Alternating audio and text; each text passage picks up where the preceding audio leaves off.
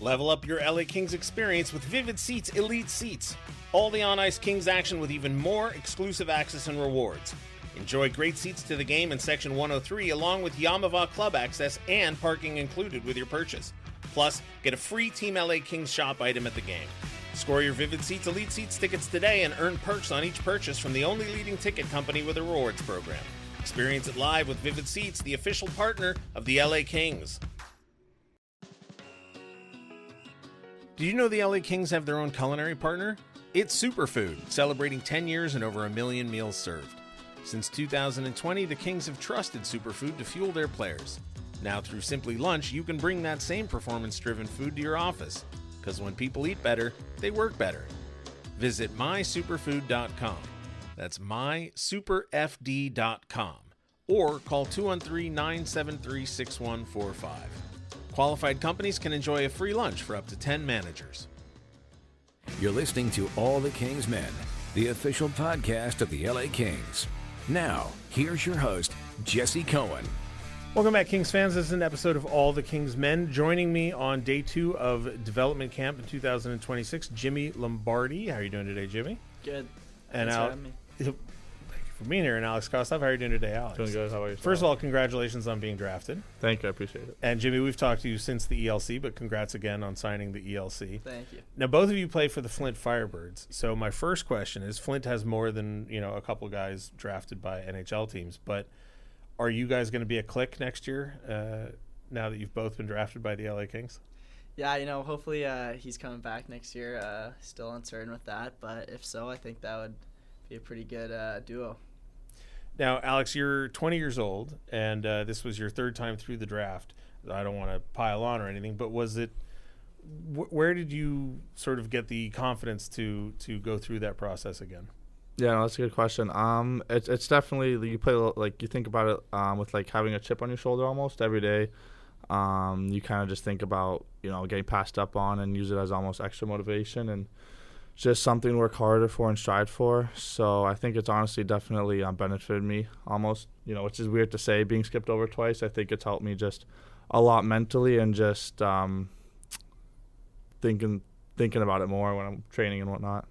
Have you had a chance to talk to Jimmy about signing an ELC? Like Jimmy's a 4th-round draft pick, signs an ELC. That's not the most common thing in the world, but does that give you faith that the organization is serious about its draft picks? Yeah. I think it's every kid's dream to, get drafted and then sign and, someday play in the NHL. So just seeing Jimmy work hard throughout the season and seeing seeing him put all the extra reps in just, shows that if you put your mind to it, you could do anything, regardless of what round you picked in. And Jimmy, now that you're part of the organization officially, not just a draft pick, and you're here at Dev Camp, and you've presumably had a chance to talk to Jared Stoll and Mike Donnelly and all these guys, did you see improvements in your game after the signing? Now once you're communicating with Dev Camp coaches and everything. Yeah, 100%. I think it's also a confidence thing. It was really nice to get the contract, and also just you feel like you got some more eyes on you talking to the Dev guys like Stoli and Mel. They a lot of good advice, and I think that really helped me as well, like translate to the second half, and we had a strong second half, but I think that helped a lot.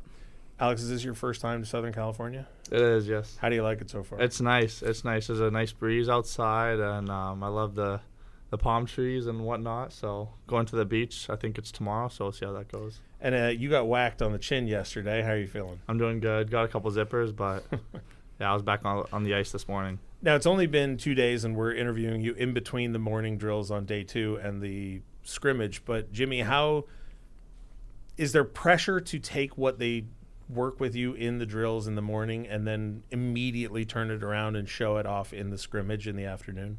Yeah, I think you do your best. I think the practice that we're doing is they're working on a lot of basic stuff that we do a lot, but they're really, hard on the details and how we do them. And I think just translating that into our game is kind of, I find it, good. I focus on it more, and I think it helps.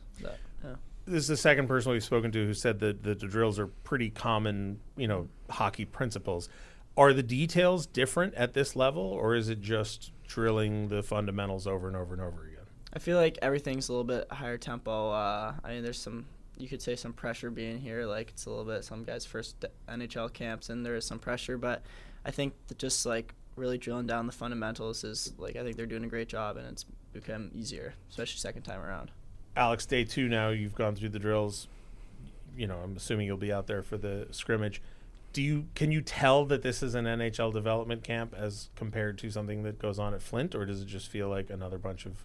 Yeah, I mean, I think wherever I go, I try to go. I try to give 100%. But yeah, definitely like the pace is a lot faster up here. You can see guys really care. So yeah, it definitely feels like somewhat pro-like. And Alex, do you know any of the other guys in camp? I mean, you obviously know Jimmy. Yeah, I mean, I think especially most of the old guys, like you kind of know them through playing them, and then you go to events and you'll meet some of them. So yeah, I know a couple of them, but no one. I've never played with any of them, so Jimmy's probably the closest guy I know over here. How about you, Jimmy? Do you getting to know the guys in camp? Yeah, I mean, Wooly, Brustevich, and George became pretty close with. Those are great guys. The OHL guys you tend to talk to a little bit more, have more stuff in common. But yeah, those three are, and obviously Kostov coming here. When you're doing the scrimmages in these camps, it feels like day 1 it's overwhelming. But just as an observer, I can't imagine what it's like as a player. But as an observer watching the first day of scrimmage, I'm trying to figure out who all the new numbers are, the names are. I'm not really absorbing any of the information. As the camp goes on, day 2, day 4 will be the final scrimmage. You start to get a feel for who's going to do what out there on the ice. Is it the same thing as a player? You start to, be more familiar with the guys in camp and how they play and what they like to do? Yeah, definitely. I feel like this time around, it's the nerves are more calm, and I feel more confident out there, and it's definitely easier. I remember last year was definitely a little stressful. Coming in, everything's going 100 miles per hour, and it is a little hectic, but I feel like this year's good, and you kind of know what to expect. Alex, is it helpful having somebody who's been here and knows the building, the coaches, where the schedule is? Yeah, 100%. Especially my first day, I flew in, and Jimmy was just kind of helping me get in and out of places, especially like with the codes. I didn't know my code at the time, so I'm kind of just banging on doors, hoping someone opens. So it was nice having Jimmy there, just introduce me to people and get my my fitting and whatnot, a little speed run. And you were at the draft, correct? No, I wasn't. Oh, you weren't. I'm sorry. No, yeah. Shame on me for not knowing that. But okay. So where were you when your name was called? So I was back home with my parents. We watched the draft for most of the day, and we just kind of. I think that if I went to the draft, I've been a lot more nervous. Like just kind of, you just sit there and you can't really do much except for watch, right? So I was at home. I was able to just go around with my parents. We played cards, tanned outside for a little bit because the weather was nice. But yeah, and then I went inside and I checked the app and saw my name got called, and the TV was a little bit behind. So I went back upstairs, and I was telling my parents, like, make sure you guys are watching the TV. And then, yeah, we saw my name come up. So what's the timeline for turnaround on, you find out on Saturday and you've got to be here Monday morning? What kind of a scramble is it to try and throw together travel plans together? Yeah, well, we actually so we found out Saturday right at the draft, and then Sunday we actually had to fly out in the morning, first thing in the morning. So it's honestly hectic just because like you're trying to answer people, right? People are calling you, friends, families, and whatnot to congratulate you. Then you also have to make sure you're packing and getting all your stuff ready to leave. So yeah, it's definitely crazy having to leave the next morning after you get picked. Jimmy, you went through that, previously, and now you're here again for Dev Camp. And any thoughts on the rest of your summer after Dev Camp lets out? Just kind of do the same thing in the gym a lot, just trying to keep getting bigger and stronger, fill out more, and give the best chance to do my best. When Zach Dooley and I spoke to you halfway through the season when you signed your ELC, you talked about the benefit of signing the ELC being, having access to the nutritionists, weightlifting coaches, etc. Are you benefiting off of all of that? Yeah, for sure. A couple of us got to come in early. I think I flew in Wednesday, and we got to work with skating guys, strength guys, and just like that little extra couple of days. And I think that's a nice little advantage that we had, and it's helping me a lot. Excellent. Well, gentlemen, thank you so much for joining me. Good luck with the rest of camp. And Kings fans, thanks for watching. We'll talk to you soon. Thank you. Thank you. Welcome back, Kings fans. This is another episode of All the Kings Men. We're coming to you from 2026 Development Camp. Joining me, all from the University of Denver, Brendan McMorrow. How are you doing today, Brendan? Good, thanks. Jay Reeder. How are you doing today, Jay? Good. And Kristian Epperson. How are you doing today, Kristian? Good. We're going to start with Jay because I'm sure everything says, all the name on the paperwork is James. Yeah. But when you were drafted a few years ago, I spoke to some coaches of yours, and I found out that you prefer Jay. So just to establish that right off the bat, it's Jay. Yeah, it's just parents started calling me that. So you guys all played for Denver. You won the national championship, but Jay, you played there in 2024-25. Denver won the championship in 2024. When they didn't win in 2024-25, did you have a moment of like, oh no, I missed the window? It's already done. It's in the past. I wouldn't say that. It was kind of just like missing that year, and because we had a good group of guys that year, because we only had 5 freshmen come in, so the majority of them stayed for that year, and it was kind of the goal of repeating. Weren't able to do that, and then got a great freshman class last year, and were able to do it. So I think the window's open still. And you guys then won in 2026. So again, congratulations to all of you for winning. Jay, you played with Jared Wright. Brendan and Kristian, you have not yet had a chance to play with Jared Wright. But if you do know Jared Wright, have you spoken to him now that you're all Kings? Yeah, and he's around a little bit at Denver still. Like I've seen him around. He hangs out with a lot of the boys still. So I've met him like a handful of times. Yeah. So, yeah. Yep, same thing. He's been around a few times, and yeah. Now, Denver has a lot of guys drafted by NHL teams. Are you guys a clique in the locker room, the Kings draftees? I wouldn't say so. I don't. But Okay. Yeah, no. I think we all have like we're all buddies. Like we're kind of in the different sides of the locker room, but yeah, I was kind of laughing like the way it worked out. Like all 3 of us got drafted to the same spot, and then you obviously had Jared Wright last year. So just the Pios King pipeline. Kristian and Brendan, has it been helpful? This is your first development camp. Has it been helpful having Jay here, who's been through it and can sort of take you through the building, show let you know who the coaches are, sort of guide you through the process? Yeah, 100%. Been glued to his hip a little bit throughout the first couple of days, but no, yeah, he's kind of showed me the ins and outs. Things like I didn't know initially like where the schedule was posted, and he made sure to give that to me. So that was the biggest thing I think for me. I don't know, Kristian necessarily used them as much as I did, but definitely helped me. Yeah. So Kristian and Brendan, you're both coming through the USNTDP. Brendan, you went through Waterloo. Kristian, you went through the OHL. Is there a noticeable step up just in facilities, coaching staff, like going through the different leagues, the different progression now that you're in an NHL building and you're going through an NHL dev camp? Yeah, I mean, I think the USHL prepared me for it too. Like, being in NTDP was a lot different than Waterloo, but that being said, like, Waterloo was an amazing year. We came up short in the Clark Cup finals, but, we had a great coaching staff there. I mean, Matt Smibby was my head coach. He's associate now at North Dakota, and I just kind of speaks to him. But, yeah, obviously the facilities weren't as nice, I guess, but like I said, it was kind of just a stepping stone to get where I am now. So there have been a lot of rule changes with college hockey, the NCAA, over the last couple of years. Jay, you started out in Dubuque. What was the recruiting process like to get you to Denver?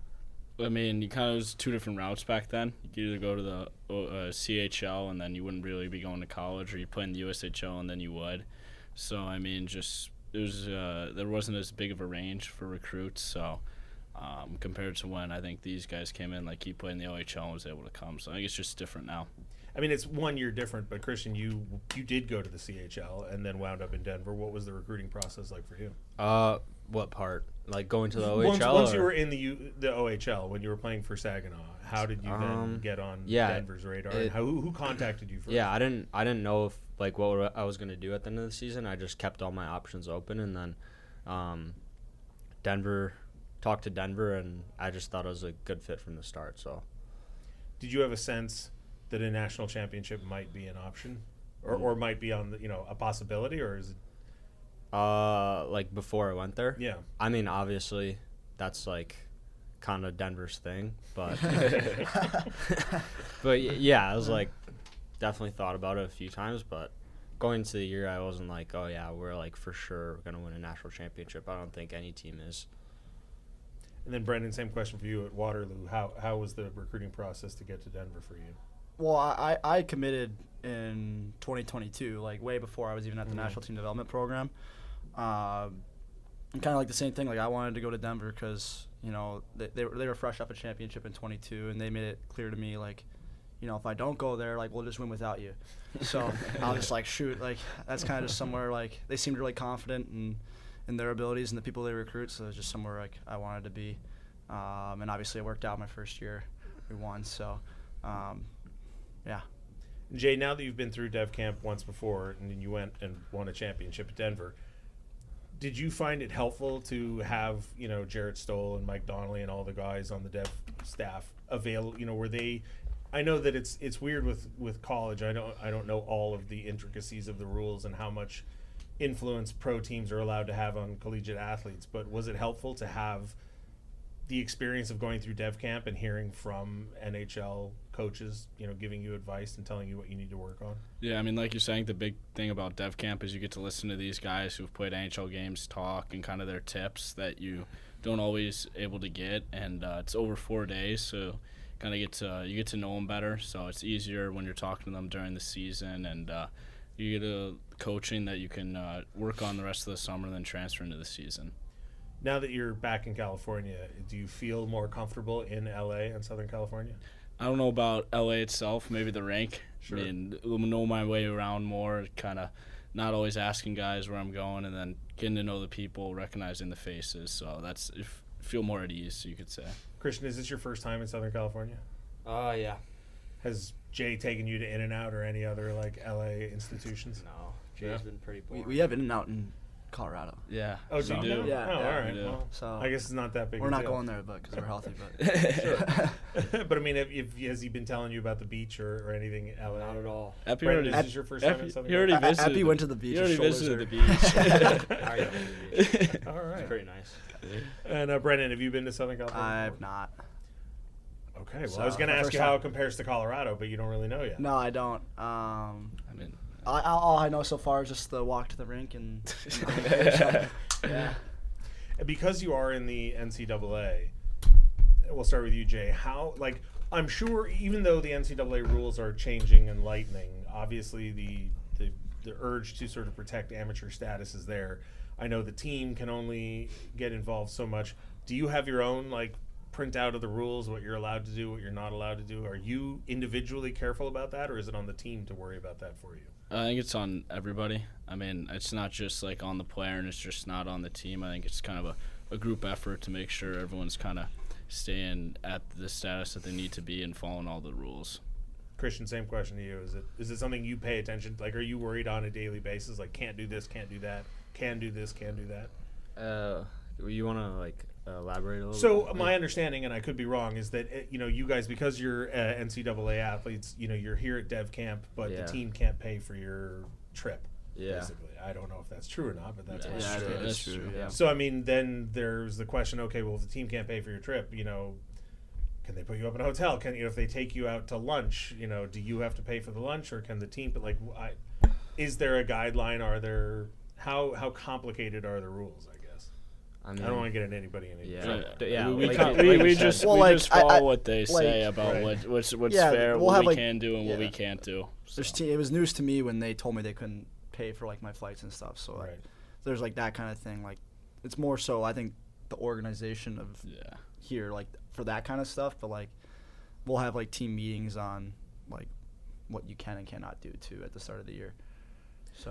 So that's, I guess, another question then is when you have a program like Denver that has a history of recent history and prolonged history of winning and getting guys drafted and everything, are there coaches or even administrators or whatever at Denver that are set up to guide you through the process of turning pro? And then as a young draftee, are there offices, when you get drafted, does the league tell you, okay, here are the resources you have available to you to know, you can't pay for this, or you have to pay for this, or whatever, or we're gonna get you a travel agent, or anything like that. Sort of Yeah. scrambling for a chance. That would be more so on LA as a organization, just telling us what we can and can't do, and our Yeah, I didn't get anything special after being drafted, like a travel agent or anything. Kind of just got a call from everybody, met everybody, and that was about it. Yeah, I mean, Let's talk more about the camp then. Jay, again, your second time through. Do you feel like your game improved? Do you feel more comfortable here at this camp than you did last year as a result of having been through camp last year? Yes, I mean, you're more used to the schedule, kind of what you need to do. Like, they keep it pretty similar year to year, which is nice. Like, the days set up the same with the meetings in the gym and then the 2 ice sessions. So that's it's nice. And I feel like you know more of the guys. Last year, kind of walked in, maybe knew 1 or 2 guys, and this year I know a decent chunk from last year. Kristian, as a media member, a lot of the times, so yesterday we spoke to Jarrett Stoll after the scrimmage, and one of the questions is always, was there anybody who, you worked on something in the drills in the morning sessions and then you saw the player turn it around and use it in the scrimmage later in the day? Do you feel like you even had an opportunity? Like, is it so overwhelming on day one? You're going through the drills, or are you able to absorb information in the drills and then actually apply it in the scrimmage at the end of the day? Yeah, well, we worked on getting pucks off of the wall, and that's pretty, foundational in hockey. So, yeah, there was about, 10 times that I can just think of that where I went and did that in the scrimmage. So, yeah. And Brendan, I talked to one of the defensemen after the scrimmage, and he said, it's day one in the scrimmage, so you don't want to take anybody into the boards. It's a little bit early to be doing that. Is day one of a scrimmage when you fortunately have Kristian and Jay, who've played with you in Denver, but you have a bunch of guys that you may have never met before, some of whom may not necessarily be from North America. Is day one of a scrimmage in a camp like this too early to start? Obviously some guys took some high sticks yesterday. There was a fight. Well, yeah, I got one right on my little shiner here. Well, obviously, if they're worried about hitting, we had 2 guys fight, right. So I would say no to your questions. I don't think it's too early to be hitting. I mean, it's really competitive. Obviously, you can see the competitive nature between the guys here, and they even told us beforehand, if you're a guy that hits, go out there and hit somebody, and I like it like that. It's fun. So. You mentioned the stick you took up high. At one point during the scrimmage, we all saw you go down face first on the ice, and there was a minor panic among the people watching because we didn't know what happened. Well, but you seemed to be you didn't leave the scrimmage. Yeah, no. I just kind of surprised me, I guess. Probably I don't know. I probably overreacted a little bit, but trying to draw a penalty. Well, yeah, we did. Yeah, but no, I'm fine. It wasn't anything egregious. It was an accident too. He's just trying to get my stick, and yeah. And do you, Jay, now that you've been through it once before, do you know what to expect for day 2, day 3? Well, I guess we're on day 2 already, but are you looking forward to, from a media standpoint, for example, the scrimmage at the end of the week is always the most interesting one because everybody's had a chance to play together, everybody's been through the process, so it feels like there's more to learn just from an observer. On day 4, are you looking forward to the, having your teammates go through the process and then maybe seeing what it's like at the end of week, second time through the camp for you? Yeah, I think usually most guys are better on the 4th day than they are on the 1st, just because it's been a while, a couple months for most guys since the last time they've played games, and then obviously you're coming into a group where you haven't really played with many of the guys, so you don't really have any of that chemistry, and then over the first couple days you're kind of able to, whether through practice or the prior scrimmages, you're able to work on some chemistry, and I think the game just flows better that last day.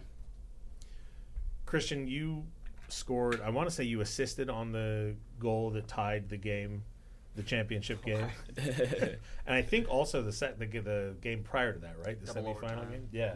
Double overtime. Primary. Yeah. Is it, how do I want to phrase this? Get a big head.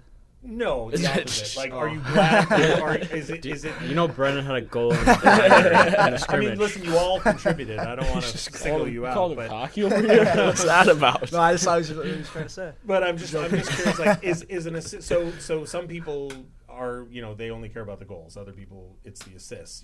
Are you happy to have had an assist in a big moment like that, or is it? Are you looking for the goals? Yeah. In one of the first interviews we did at the start of the season, I guess said that I like scoring. I like assisting better than I do scoring on a big goal. And yeah, for me to pass it to Andy and to see him score that and the emotion that he showed, I'll always remember that, especially for a guy like Kent Anderson. Sorry, sounded like a shot. No, I mean he scored one goal all year. So okay, him score chill, bro. A double overtime goal yeah, okay. to Bring us to I think the- it's just emotional. It's the captain scoring. Yeah, I mean, he's led our group through the whole year. I mean, we had some rough parts in January, and just kind of see him like, what? We did. Like, I don't know why B-Mac's laughing at it. I mean, I'm just it laughing at makes, your I know answers. I don't know. it was emotional, I think, for everybody. Yeah. I mean, our coach got a little emotional too. Well, listen, congrats all of you on the championship. And before I let you go, I'm just going to go left to right. Kristian, you guys going to win it again next year? Yeah. Jay? I think so. Brendan? Of course. All right. Kings fans, there you go. Put your money down on Denver. Or don't. I guess I don't want to get anybody in trouble. Thanks for joining me. Hope you enjoy the rest of the week. And Jay, welcome back again for another year. We'll talk to you guys soon. Thanks for watching, Kings fans. We'll talk to you soon, too.